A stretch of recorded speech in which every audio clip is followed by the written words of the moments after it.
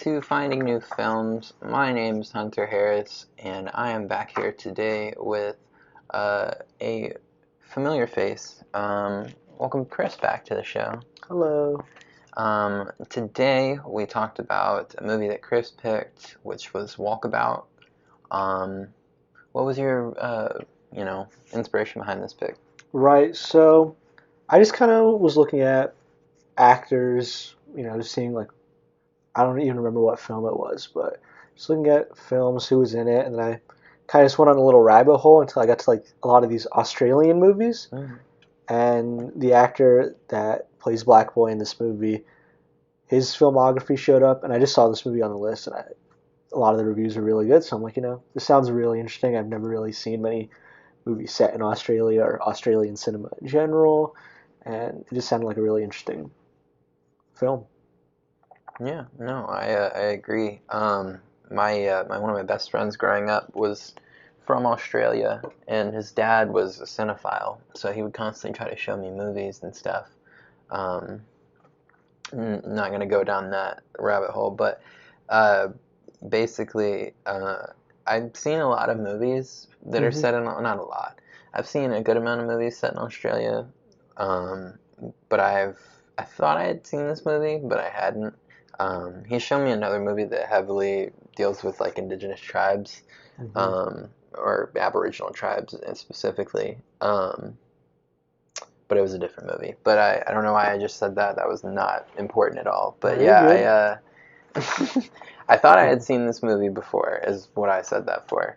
But I hadn't. Um, in the movie that I'm talking about, the Aboriginal people paint themselves blue, and they're Huh. like attacking. It's set like in the 1800s when the whites are first getting there. Gotcha. Um, and they are basically just attacking them because it's like, why are you here now? Yeah. Um, as one would. But yeah, I was really interested to see this movie after I read the synopsis. You sent me like a 10 movie list and Yeah. let me pick one. And it was between this and Mishima. Mishima, A Life in Four Mishima, Chapters. yeah. A Paul Schrader movie, which we might do later on, so Yep. who knows. But let's just jump into it. Walkabout was released in 1971. It was released by Max L. Rab Productions as well as C. Litvinoff Film Production. Um, and then it was distributed by 20th Century Fox. Its rights were sold. Runtime on this movie was right at 100 minutes. The writer of this movie was Edward Bond. The writer had adapted this film from the book originally called The Children, and after this film was released, it was renamed Walkabout. The director and cinematographer on this movie was Nicolas Roeg. It's either Roeg or Roeg, I'm not sure. The editors on this film were Anthony Gibbs and Alain Patillo, and the music was done by John Barry. And then the stars of this film were Ginny Agutter as Girl, Luke Roeg, who was credited as Lucian John. He plays White Boy. And then David Gilpilly, who is for some reason credited as David Gumpilly. He plays Black Boy. And that's actually kind of the theme in this movie. Half the people in the movie are credited under incorrect names. Yeah. So the father was played by John Malone. I don't know who father would be because girl's husband is another character. Yeah. So I'm not exactly sure. But anyway, John Illingsworth plays girl's husband. Robert McDara had his name spelled wrong in the credits. He plays Man. And then Peter Carver, who was credited as Pete Carver, he played No Hoper. And then we have Hilary Bamberger as the father's wife. And then I'm guessing that's the two people that had the statues. Like they were like Yeah, selling Aboriginal probably. statues. Um, and then I have Barry Donnelly as the Aussie scientist, and then I have Noeline Brown, who also had her name spelled incorrectly, as a German scientist, and then we have Carlo Mancini as the Italian scientist. Had a pretty interesting scene in this movie. Yeah, that was... We'll get to that. Yeah, I don't know about that one. But, yeah, I'm going to read the plot real quick, and we will get on with it. Alright, so here we go. So a white teenage girl and her younger brother live with their parents in a modest high-rise apartment in Sydney. One day their father drives them into the outback, still in their school uniforms, ostensibly for a picnic. As they prepare to eat, the father draws a gun and begins firing at the children. The boy believes it to be a game, but the daughter realizes her father is attempting to murder them and flees with her brother. Seeking shelter behind rocks, she watches as her father sets their car on fire and shoots himself in the head. The girl conceals the suicide from her brother, retrieves some of the picnic food, and leads him away from the scene, attempting to walk home through the desert. By the middle of the day, they are weak and the boy can barely walk. Discovering an oasis with a small water hole and a fruit tree, they spend the day playing, bathing, and resting. By the next morning, the water has dried up. They are discovered by an Aboriginal boy. He does not speak English, much to the girl's frustration, but her brother mimes their needs for water, and the newcomer cheerfully shows them how to draw it from the drying bed of the oasis. The three travel together, with the Aboriginal boy sharing kangaroo meat that he has caught from hunting. The boys learn to communicate to some extent using words from each other's languages and gestures. The girl makes no such attempts. While in the vicinity of a plantation, a white woman walks past the Aboriginal boy, who simply ignores her when she speaks to them. She appears to see the other children, but they do not see her, and they continue on their journey. The children also discover a weather balloon belonging to a nearby research team working in the desert. After drawing markings of a modern-style house, the Aboriginal boy eventually leads them to an abandoned farm and takes the small boy to a nearby road. The Aboriginal boy hunts down a water buffalo and is wrestling it to the ground when two white hunters appear in a truck and nearly run him over. He watches in shock as they wantonly shoot every single buffalo with a rifle. The boy then returns to the farm but passes without speaking. Later, the Aboriginal boy lies in a trance among a slew of buffalo bones, having painted himself in ceremonial markings. He returns to the farmhouse, catching the undressing girl by surprise, and initiates a courtship ritual, performing a dance in front of her. Although he dances outside all day and into the night until he becomes exhausted, she is frightened and hides from him, and he tells her brother that they will leave without him the next day. In the morning, after they dress in their school uniforms, the brother takes her to the Aboriginal boy's body hanging in a tree. Showing little emotion, girl wipes ants from the dead boy's chest hiking up the road. The siblings find nearby a deserted mining town where a surly employee directs them towards nearby accommodation. Years later, a man arrives home from work as the now adult girl prepares the dinner. While he embraces her and relays office gossip, she either imagines or remembers a time where she and her brother and the Aboriginal boy are playing and swimming naked in a billabong in the outback. And that is it. Yep. And as right as abruptly as the movie did. And then while we're here, we'll go ahead and do the themes. We've got chaos and order, children, circle of life, coming of age, communication, darkness and light, evils of humanity, family, friendship, happiness, heritage, human nature, loss of innocence, man versus nature, natural beauty, perseverance, social construct, travel, and xenophobia. But, yeah. Yeah. That was Walkabout, 1971. So, what were your thoughts after the movie? So, there was a lot of thoughts. Right. The movie doesn't really tell you much. Like, there's not much speaking in this movie. Most of it is through images. Not like that it's hard to decipher, but it definitely, takes some time to like what did you just watch?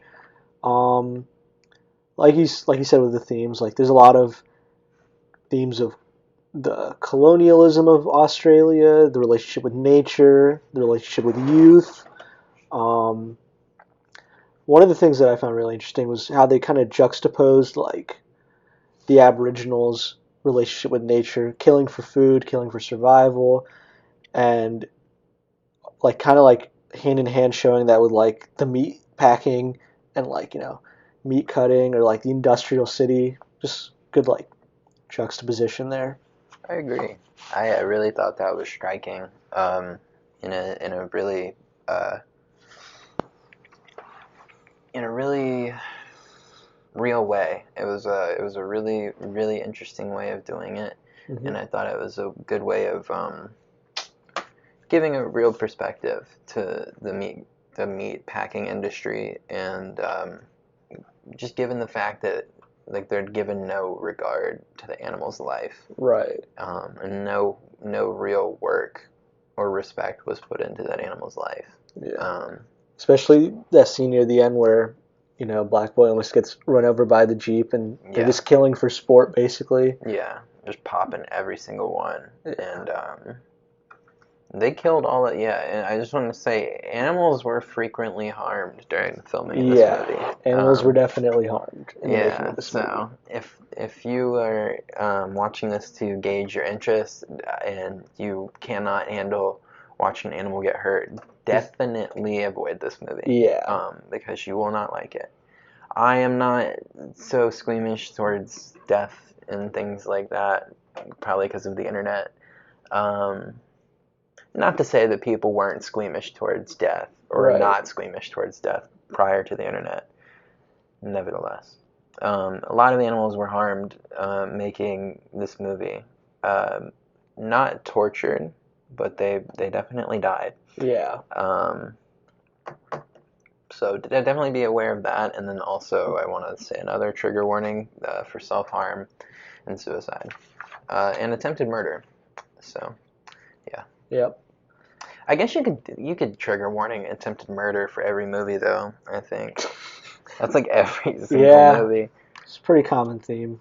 Um, but moving on from that, uh, yeah, I just love the way that they have Australian culture like at the forefront of this Oh movie. yeah. We had talked about it off camera just a second ago, but the movie was adapted from a book that is set in America, where American children are crash land a plane, and then they are shown the way by an American indigenous child, and this American indigenous child then um, gets influenza from these children and dies.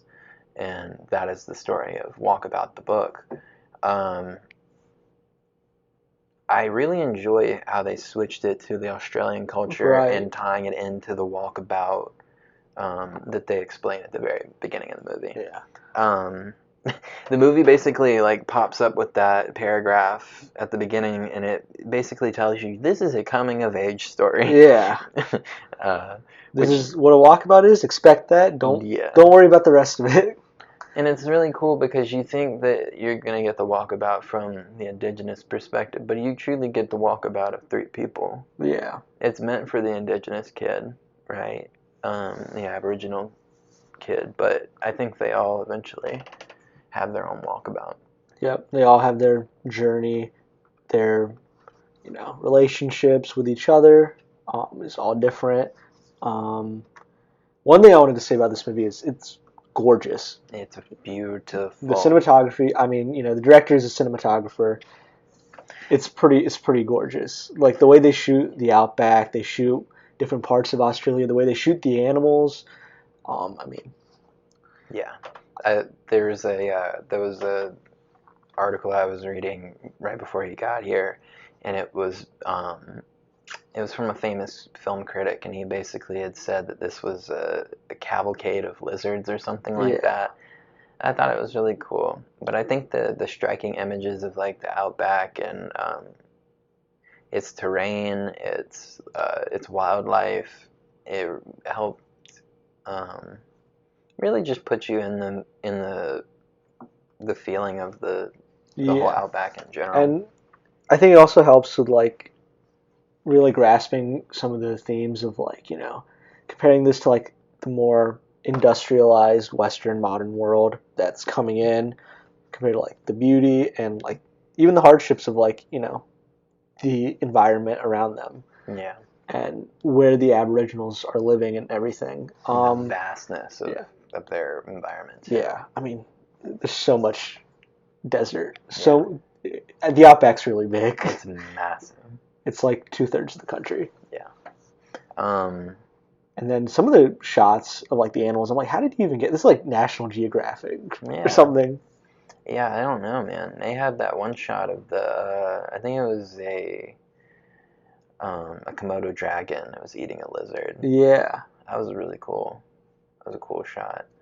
Um, there was another shot where they had one of those, people love that video from Planet Earth 2 of that lizard getting away from all those snakes. One of those was in there. I think the most striking image in the whole movie is after they meet the Aboriginal boy.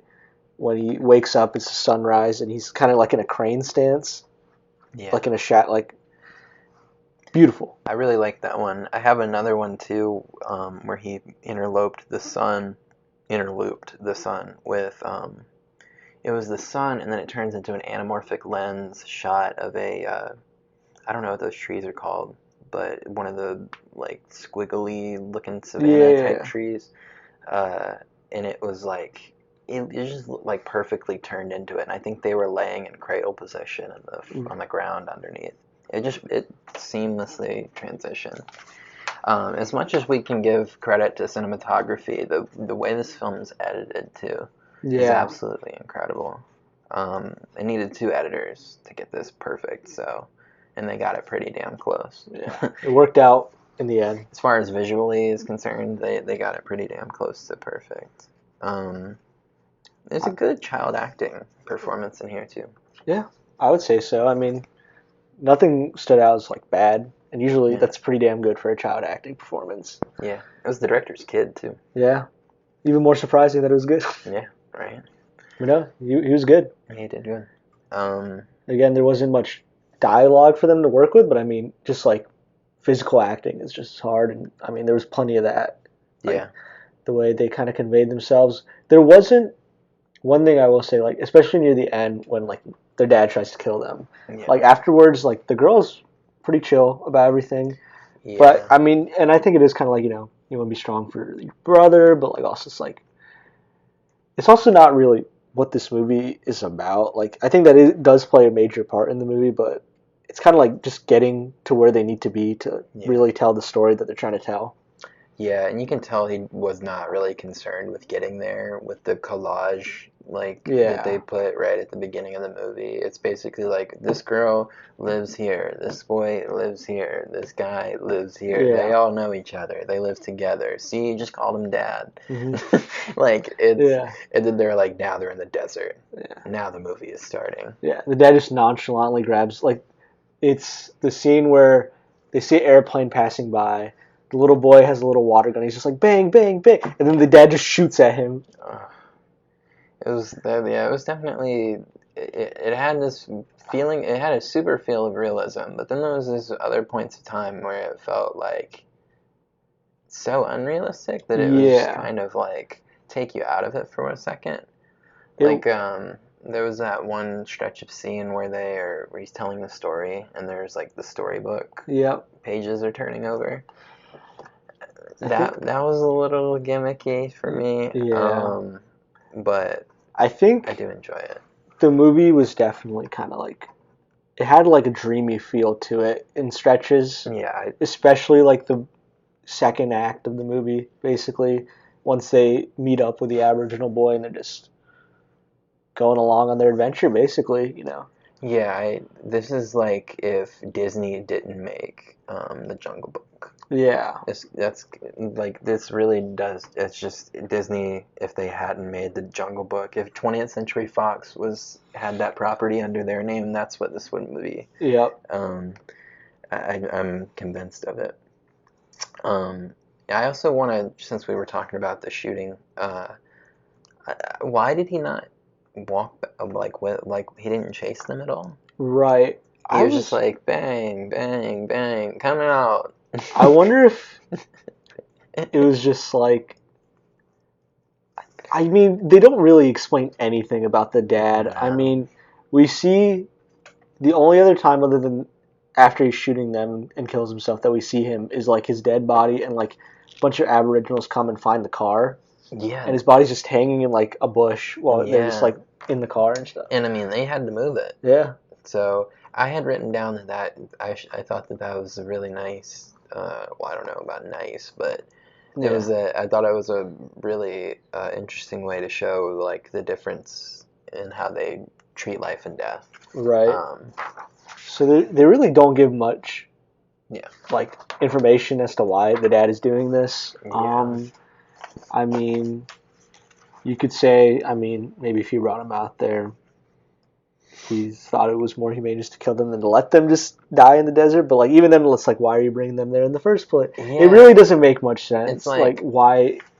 I was Like we don't know enough to know his motivations. I was just interested on your perspective on that because my thought about it is like if you're gonna be selfish enough to take your own life when you have like Yeah. children, Why you gotta take them with you? why do you have to take them with you? And then if you're not gonna take them with you, yeah, like even take them with you in the car, you Yeah, know, like like take them to the spot in general. because it seems like he was dead set on them dying because he also did Yeah, burn the car down. yeah, like Their only method of which escape other than Gasoline Alley by Rod Stewart in the background was yeah, pretty exactly. crazy. Uh, it turned dark really quickly. Yeah, Um, it was just a nice little picnic, and then yeah, it was wild. It was a good scene in the movie. yeah, But it was definitely jarring for sure. yeah, Uh, and I don't know. Yeah, I don't know if you're gonna be that calculated about killing yourself and killing your family. Maybe like don't leave them in the desert to die, or just don't take them in general. yeah. Also, Um, dude, bad shot.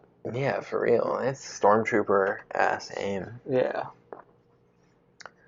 I think a lot of like going back to like talking about like the scenery and stuff. Even like some of the sound design, like sound effects and like the way they were talking, it almost felt like a different planet. Like I Yeah, felt like I was watching like a sci-fi movie on Mars or something at some yeah. point. He did talk about them taking him to Mars. Yeah, Um, yeah, I did have that noted where it kind of felt like a storybook movie. And I guess that's what I mean by it felt like the Jungle Book, right. just not Disney. And we also talked about it before, but it feels like the tone and overall mood is kind of in line with Life is Beautiful from Yeah, 2000, the Italian movie, um, where it's like we all know that they're in a concentration camp, but we're kind of seeing the movie from the kid's perspective yeah. because, well, I guess not. We see it from a much more omniscient perspective in that movie, It's but like innocence in the face of like massive yeah, horror, yeah, you're still horrible. able to smile Yeah, and laugh at the movie itself, like in the face of the yeah. very obvious traumatic experiences going on. Um, yeah, I thought that was good. And then there's the amount of flies in this movie gives me a lot of anxiety. Yeah, oh, and the maggots. Oh Oh, my god, I felt my it's entire body crawl. it was gross. My skin was definitely crawling. Hmm. Um, they had this one scene was really interestingly cut where they finally found the vista and it was cutting the dad's suicide back into the scenes. So like they were sitting in the vista and then an image of he asked about a big red nose and his dad Oh popped up yeah, and then another image popped up and it was like him with his like brains blown out. I thought that was really interesting of like she's finally like the adrenaline I feel like has worn off and like she is finally like processing. coping Yeah, and processing with what she saw and I love it. I don't know. I yeah. really liked the touch of that. There was a lot of like intercutting in this movie where it's like kind of overlaying one scene on top of another Yeah. with the editing or whatnot. Like there was a lot of that in this movie, and a lot of it was done really well. I know if you do it wrong, it can look really cheesy or really Yeah. bad, but I think all of it's done pretty well here. Yeah, I do too. Other than like what you said, like the little storybook page turn was a Yeah. little like gimmicky. Yeah, I appreciate the in 1971. This is like that's cutting, like or not cutting edge, but that's like pushing the boundaries Yeah, of what filmmaking can be and editing can be, and I appreciate the attempt, but I don't know that it worked out yeah, well for me, and I think it a little bit took me out of the movie. It gave me like 5 minutes where I kind of checked out. the movie is Um, something else I wanted to mention. Sorry. you could. It kind of has like a timeless feeling to it. Like it doesn't feel like a 70s movie or like an No. old movie. Like it just felt like it had a very timeless feeling to it. Yeah, it really did. And this is right in the hyper, the right in the kind of like past it, but right near the beginning of the realism aspect of movies, like the Right, super realism right. movement, because that Cause came around like 1968ish. yeah, But this and movie, this movie pushed it forward real quick. yeah. Um, yeah. And speaking on that, there's an old Bengali movie I watched from '59. Patra Panchali is part of the Apu trilogy from Satyajit Ray. Parts of this movie definitely reminded me of that. I think Patra Panchali kind of leans more into that. Like, so they called it in Bengal the parallelism movement or the parallel movement, and that was inspired by like Italian realism. Um, I think that one kind of leaned more into like the realism aspect of like how they filmed it and like the story that they were telling. But it was another adventure of like coming of age, but like kind of dark in some aspects, and just like the definitely the mashing of like the colonialism and industrialism coming into like what's like feels so simple in like these villages or like in nature in general. Right. Parts of that kind of reminded me of each other. Yeah, that's cool, man. I gotta check that out. What was it called? It's called Patra Panchali. It's part of like it's a Satyajit Ray is like one of the biggest filmmakers in Indian history, and this was like his for like this was what launched him into like the world stage. I think it won some awards at Cannes that year. I'll send it to you later Oh yeah, though. definitely. I gotta say, it also reminded me of a '50s movie from the Australian Yeah. that I had mentioned earlier. He showed me the movie Bridge on the River Kwai. Oh yeah. A little bit of that, a Hmm. little bit of the nature vibes, obviously. In the feeling of from the main characters of like um, Hmm. the dissension of the old world and an ascension of a newer world Right. um, type of vibe. But we got like 20 seconds, so we need to go to the break. So we'll be right back. Um, we're back. We're gonna finish this up really quick. Not really quick. I don't know how quick we're gonna do it, but Yeah. but we're gonna get it done. Um, and I'm just gonna start it off.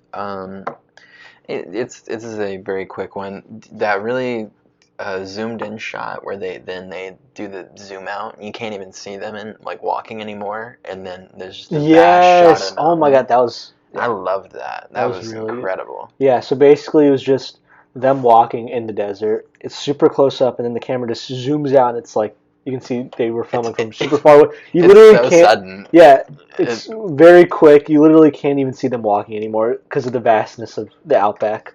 and then it just gives you such a wild perspective. If you had any doubts of like, well, they're just being stupid walking back into the desert, and it's like, nah, there's nowhere to go. Yeah, There's quite literally nowhere else for them to go. yeah, I thought that was great, and the establishing shots, like using the anamorphic lens and like showing so many shots of how vast it is, really like pounds home like, yeah, they are in the middle of nowhere. yeah. They Um, are, by all intents and purposes, like they screwed. and they should be dead. Yeah, But the fact that this person has so much knowledge of what we now consider an old world, that's like the only reason they're alive, because he yeah. knows how to hunt and kill, Survive. hunt and cook game, yeah, and survive in the wilderness. Yeah. So, um, yeah, super super great movie about perspective. Roger Ebert actually said about this movie that on the surface you see it you may see it as a movie about like the modern world enveloping the old world, but he sees it as just a movie about communication. Yeah, I could see that. Um, and I thought that was pretty profound, so I wanted to bring that up. Um, yeah, just a Yeah. super majestic movie. Really Yeah. enjoyed it. It was. This movie really takes advantage of its establishing shots. Like I said, some of the establishing shots are the most, like the best looking parts of the movie, either the background or the animals.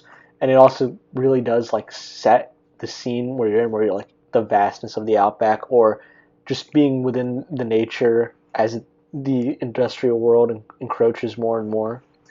Yeah.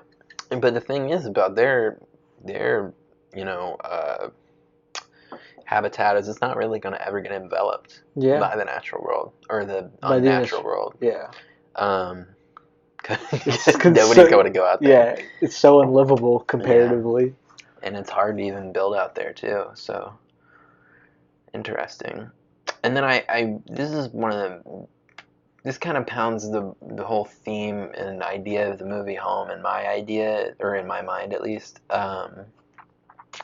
The contrasting shots of white boy being shown how to have fun climbing a tree by the indigenous kid, uh, and having that contrasted with all of the Aboriginal kids playing inside the car, Yeah, and they're experiencing something they've never experienced before, and how like they both, I don't know, I don't want to say encroach on each other's lives, yeah, but but interconnect maybe. yeah, there you go. Where their lives intersect in some way, and it's weird how the car is such an oddity Yeah, for this group of people, and yet a tree is an oddity for it, and it kind of makes you like realize that like white boy may be living a disillusioned life, yeah, that a tree is such a revelation for him. right. Um, And I feel like that does more for the perspective of the movie than any establishing shot can do.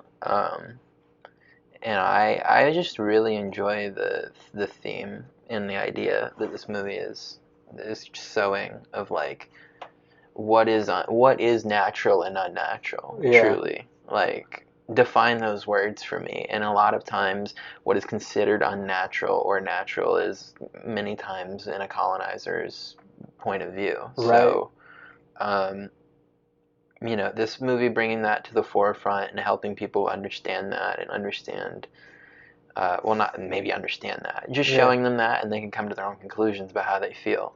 But I took that in the way that I just explained, and I really appreciated.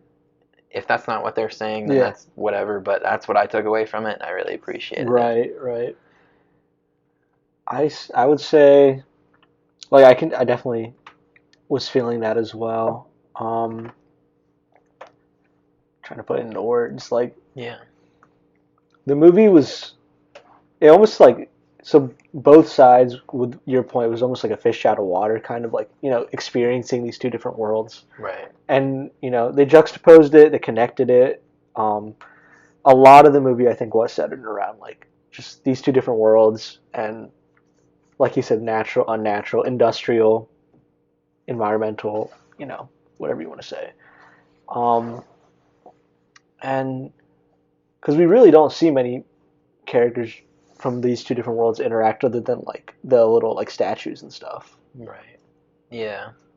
And then even in that, it's seen as the white people taking advantage Exactly. of the indigenous tribe, and so Yeah, some sort of exploitation. right. It's there's no seamless uh, interjection of each other into each other's cultures, Hmm. and it's I think their cultures are almost so different that they almost I don't know if they can't because Yeah, that's just pessimistic, but it feels so like neither of them are willing to try to accept the other side, right. um, which they don't need to, but living in a harmony would probably be a lot easier Then yeah, being at odds. than living in complete isolation from one another. Yep. But I don't know. I think the line "I think he's gonna take us to Mars" has a lot more symbolism than I want to think. I don't know. I mean, it is just like you said. It's so alien to each other, like these concepts. It really does feel like. I mean, even the fact he thinks his art looks alien. Yeah. So I mean, and he's trying to court her at the end, which, reading the synopsis, apparently he was dead. He was. Apparently, Oh. I did not interpret him as dead in the. Yeah. I thought he was just. I thought he really was just. I thought he was becoming one with the tree. Or like just being silent. Like. Yeah, I thought he was just like uh, hurt because Yeah. she didn't accept Right. him. Yeah. Okay. Well, that changes things. That could just be the person who wrote that synopsis' Yeah. perspective of it. Because I think because they never show you anything, and they're not like, oh, he's dead. Like they Yeah. mention like, oh no, I think he's dead. The kid mentions it, but like I Yeah. think there's, I don't know. Maybe I'm just in denial, but Yeah. I want to think there's a way that they just presume him as dead and he's not. Yeah. I hope so. I would. But then again, she Yeah. did touch him like unprovoked, and he just had no reaction to That's it. true. Yeah. Wiping like flicking Yeah. the flies off. Yeah. So, I Damn. don't know.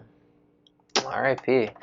So I have a random thought. Yeah. Near the beginning of the movie, before they meet Black Boy, she's like, "Yeah, Uncle said you should eat salt in the desert to stay alive." And I'm like, "Is that true? That doesn't sound right." She said that when he was in The war. the war. Yeah. So that was probably just what they were saying. Yeah. It was probably just like them being like, yeah, we ain't got no food, so if you just eat salt, Because I'm like, that sounds like the absolute worst thing you could do in this moment with no water. I think this is entirely speculation on my end. Yeah. I remember hearing that salt takes away your appetite. It takes away like the feeling of appetite. Yeah. If you just eat straight salt. I mean, yeah, it could be that. I want to look that up. And normally I'll have a computer, but I have switched over to the paper method. So Going old I school. can't. Yeah, I went old school. But I want to say it's salt. Just takes away appetite feeling. Yeah, maybe. But I also don't know. Yeah. I mean, I have to imagine it's something. Like they didn't just come up with that out of thin they didn't out. just figure it out. Yeah. Yeah, I imagine that too. I have a quote here from the movie.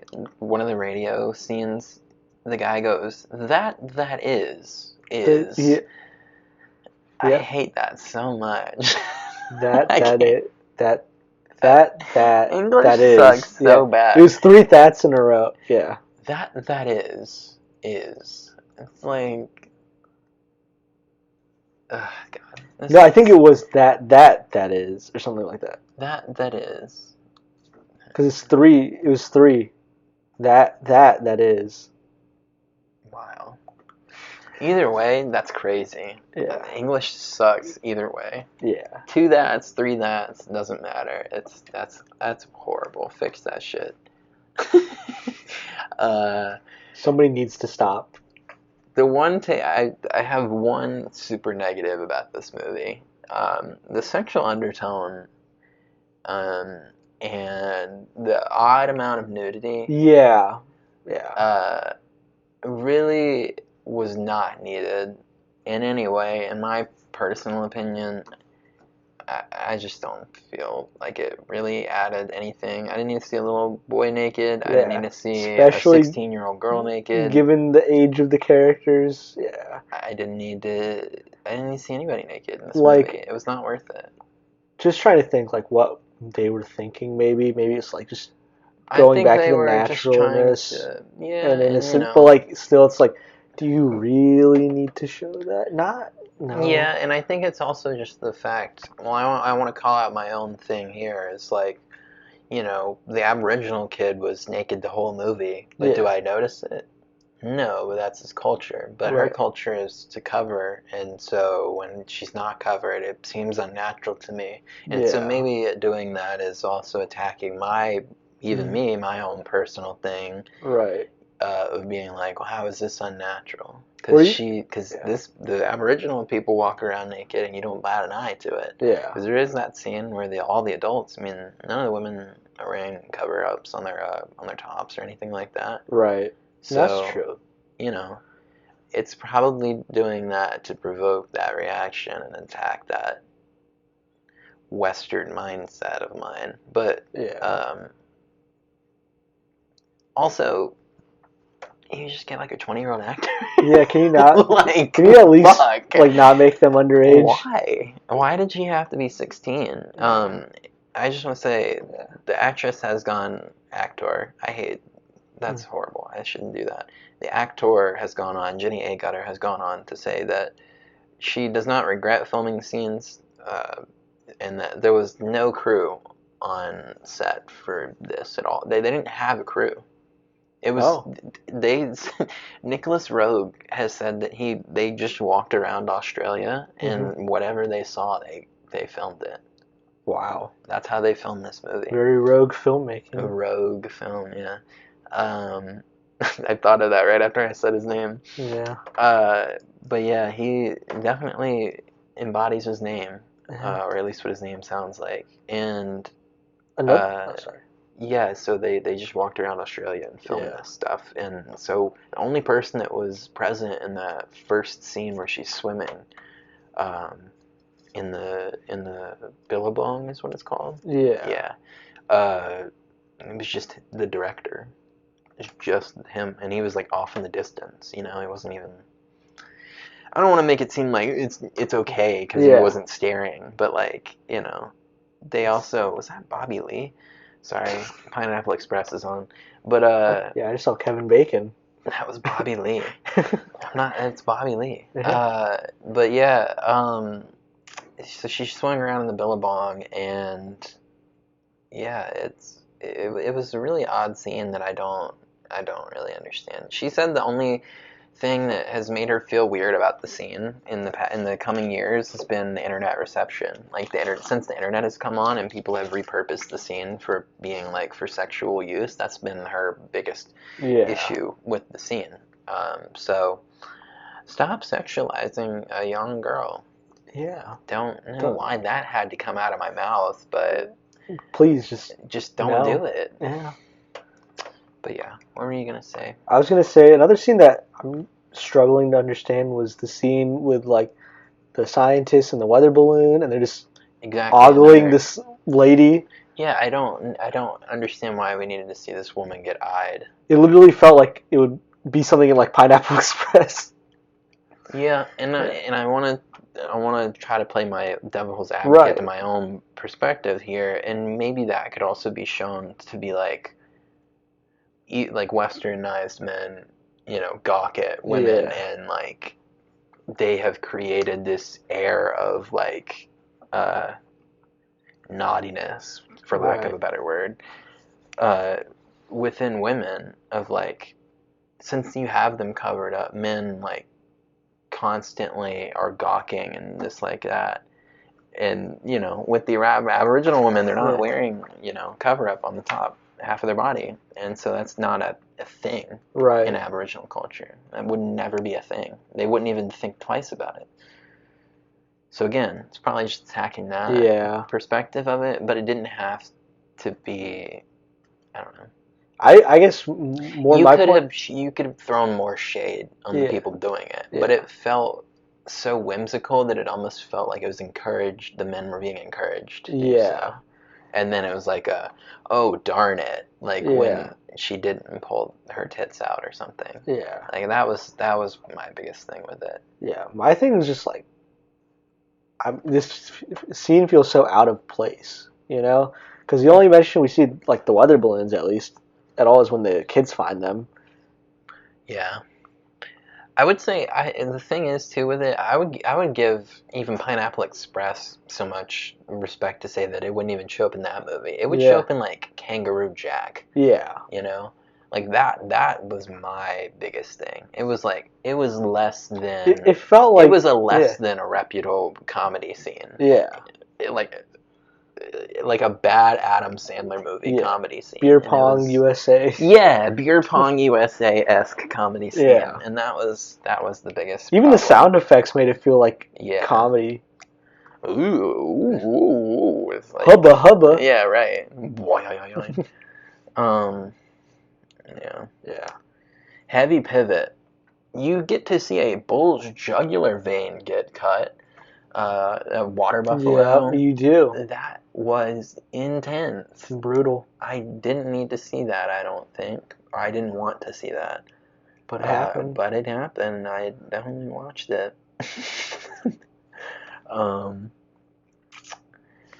I really enjoy the reaction to when they actually finally make it to the town and that guy has a grass in his yard and has a lawn and the sprinkler spouts out and they like sit there for a second and they just stare at the sprinkler. Yeah. Because they're like they have a newfound perspective on water. Right. I enjoyed that a lot. And just like the going further in the scene, the nonchalantness of this man reacting to these two kids saying, "We've been lost. We've been lost. Like we need help. Please help Like, us." And hey, don't pick that up. The company's gonna get mad at you. I can't lose my job. That's so funny. Yeah, just kind of like, putting a job over a life or death situation for other people. Kind of like highlights just the self-obsessed nature of our current society. Because like where they end up going is like a company town for a mine that's like been shut down. Yeah. And then they just kind of mull around in that mine for a little bit, and shoot the shit, break things. Again, you can kind of take it back to like industrialized world versus that, and it being like urban decay. It was all decrepit. Yeah, and then that also being like another scene of like colonizer type of thing, where they're just like, well, land's no good anymore. I'm gonna leave all this shit here. Yep. It's just gross. And then I have my last note here. It says she tried so hard to chase society because it's all she had ever known, and she thought that's what made her happy. But when she's in society, all she can do is daydream of a simpler time. Yeah. Despite all the trauma inflicted in that. It's kind of just like, not really, but like a little bit of like the grass is always greener.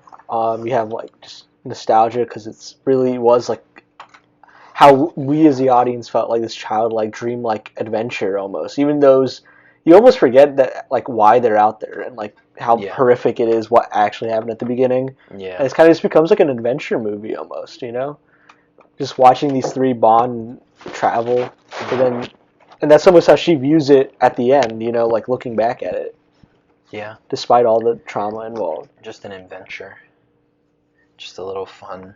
Just some fun time. Yeah. It could also be just, being within the society that she was trying to get back to and how easy it is to just like lose that sense of innocence that we kind of talked about, like comparatively to like being in the nature, being in like the environment compared to like being in the Western society. Yeah. I agree. She definitely was at odds by the end of the movie and didn't know what she loved more. Yeah. And then her husband's like, "You good?" She's like, "Yeah." Yeah. Yeah, I'll be alright. She won't be alright. But, let's throw this thing on the list. Did you have any extra thoughts or anything before we... I'm trying to think. Just, man, some of the shots they got of these animals, I'm like, how long do they have to wait for that? Like bugs burrowing out of the sand or finding these lizards or birds, like... I did forget about that. They did have a lot of some really cool bug shots. Yeah. The scorpion sounded so loud, we were just walking around. They also had that one, was that the... I might be getting this one mixed up. There was a spider scene too, right? That was near the end, yeah. Okay, yeah. That was separate. Yeah. Australia's scary. Yeah, I would be scared to go anywhere near that continent. It Everything was wants to kill you, or everything has the possibility of killing you. yeah. I couldn't. I don't blame my friend from my childhood for coming over Nope. because it is gruesome over there. And then they had the dingoes show up too, trying to eat that chicken. Yeah. Dingoes suck. There was that Get little. that dingo out of here! Do you remember the animal that just like kind of like shows up and sniffs the little boy when they're at the oasis when they fall asleep?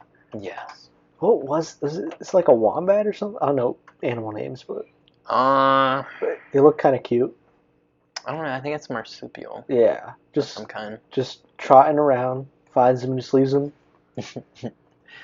Just like I'm not gonna eat you. Yeah.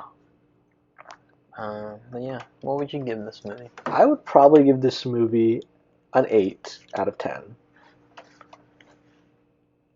I just feel like, there was some things where it was like maybe I didn't understand enough, but the things that the things that it set out to do, it did. Yeah. Right? And it did those things effectively. And I think it was still a good story and it was less almost about the story and just about like watching these people and like seeing it's because there isn't much dialogue either. It's really just like you interpreting these symbols and these things that are happening on screen. It's more visual. It's very visually focused. Mm-hmm. And it's very visually pleasing. Yes, it is.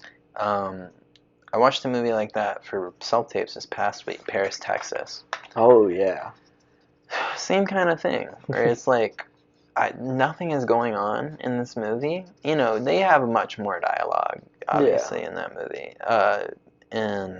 But I feel generally you get more from the feel of the movie and just watching the characters interact with each other. It's all about the vibes. All about the vibes. And I love those kinds of movies. I do too. Except Blade Runner.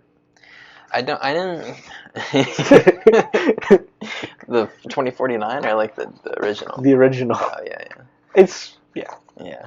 Discussion for another day. Yeah. Funnily enough, I gave this movie a 7.9. So we're right on page with that. So it's a 15.9. And I don't actually know where that puts it. But it's gonna be pretty high up there. It looks like it's gonna. 12. I need to fix my thingies. Yeah. But so we got. It will be. It's gonna be right next to the last movie we did. Yeah, it's gonna be right above Fear and Loathing, but I need to fix the numbers. I don't know why they're so off. We have too many ties on here, honestly. I think that's what it is. Yeah. That's why I started doing points, because I wanted to start setting these movies apart from each other. It's like, Right. Well, they can't all be 8s, But I'll fix that later. But it'll go right above Fear and Loathing. I'm just trying to get a better idea of where exactly it's going to go. So, where does it start messing up? Looks like Loving Vincent and Lahaine. Yeah. So it looks like that'll be 8. Lahaine will be 9. 10. And then 10 will be Gone Girl. And then Clerks and Pearl will also be 10. So then Psycho would be 11 still. And then that would be 12. So it'll be number 12. Yeah. Number 12 out of now 29 films. So pretty high up there, genuinely. And my computer has given up. But I don't need it anymore. Thank you so much for watching this episode of Finding New Films. This has been Walkabout 1971. I want to thank Kris for being here. Thank you for having me. Of course. Kris will definitely be back. So be on the lookout for Kris when he comes back. Be on the lookout too for, I just mentioned it, Finding New Films self-tapes, also known as FNF self-tapes. I did Paris, Texas this past weekend, and then, well, sorry, I did Paris, Texas last week, and then this comes out a week after I'm filming this right now. So on Monday this past week, Love and Basketball will be the film, and then next week, yikes, I don't have the movie in front of me, so we're not going to say that anymore. Be on the lookout for that. Actually, I can have it up in a second. Go watch the second episode of the Basement Tapes. Me and Trevor have released the second episode of that. If you want to check that out, I really have a lot of fun making that podcast with Trevor. We're very sarcastic on there, and we're just kind of trying to make as many jokes as we can. And then we also had another episode of Greg and Jeff Give the Hi-Hat come out this past Sunday, and we have one coming out this upcoming Sunday. So those come out Sunday at midnight. Be on the lookout for those. And then for self-tapes, I've got it pulled up. I'm doing Blue Velvet by David Lynch. So I've actually got a really good stretch of movies coming up here on self-tapes. It's Blue Velvet, then Clueless, and then I'm doing Brigsby Bear, which is kind of a low-key independent movie. But then that's the one with Kyle Mooney? Yes. He wrote that movie, too. Wow. And then I'm doing American Psycho and then Quiz Show. So got a pretty cool 5-movie stretch coming, 6-movie stretch with Love and Basketball, too, coming with F&F self-tapes. And then I actually don't know what's on Finding New Films next week, so I got to figure that out. Go follow us on Instagram. Subscribe on YouTube if you're watching this on YouTube. Follow us on your podcasting platform if you're listening to this on a podcasting platform. Like the video, comment on the video, leave us any thoughts you have. Appreciate anything you guys have to say. And then share it with your friends. That's it. Thank you so much, and good night. Mwah.